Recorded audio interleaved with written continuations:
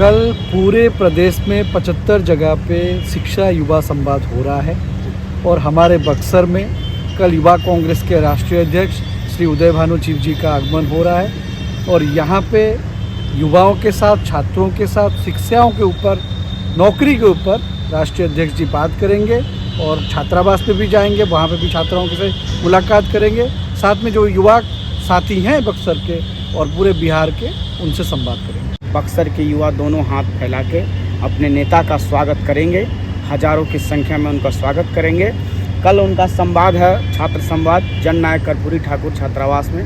वहाँ के छात्रों के साथ, जो छात्र वहाँ पढ़ते हैं और जो छात्र किस तरह की शिक्षा की बदहाली से गुजर रहे हैं और किस तरह से इस प्रदेश में पलायन और डोमिसाइल के नीति से लोग जो प्रताड़ित हैं, उनसे संवाद स्थापित करके आने वाले चुनाव में, आने वाले दिनों में उनके लिए बेहतर योजना बनाने के लिए हम लोग काम कर रहे हैं।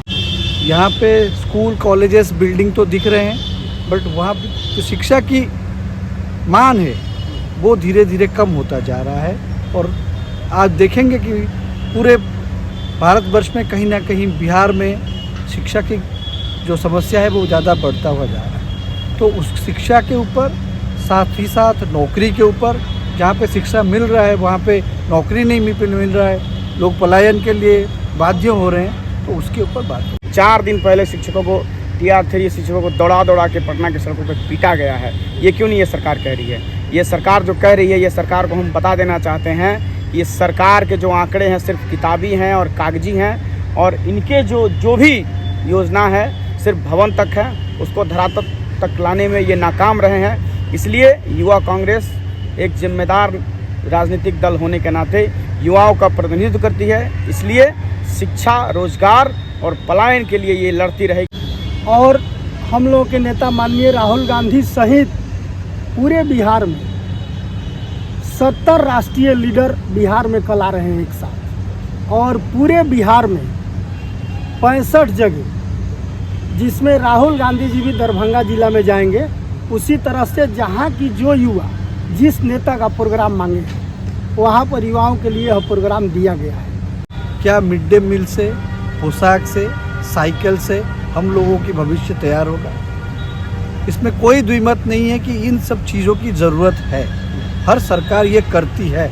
इसके बावजूद भी अगर जब लड़का अच्छे से पढ़ाई नहीं करेगा, उसकी पढ़ाई शिक्षा सही ढंग से नहीं होगा, उसको यहाँ पे रोज़गार नहीं मिलेगा, उस साइकिल का, उस पोशाक का, उस मिड डे मील का क्या ज़रूरत? मैं एक मध्यम वर्ग परिवार से आता हूँ।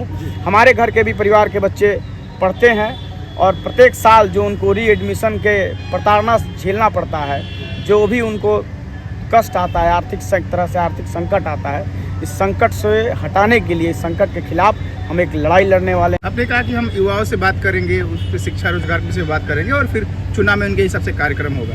क्या आपको लग रहा है अब भी शिक्षा, रोजगार, इन सब मुद्दों पे इलेक्शन हो रहा है? बिल्कुल, शिक्षा रोजगार में इलेक्शन तो चुनाव चल ही रहा है और ये बिहार में एक बड़ा मुद्दा है। देखा होगा आपने कि किस तरह से 17 महीने की जो सरकार आई और 5 लाख नौकरी वैकेंसियाँ दी गई।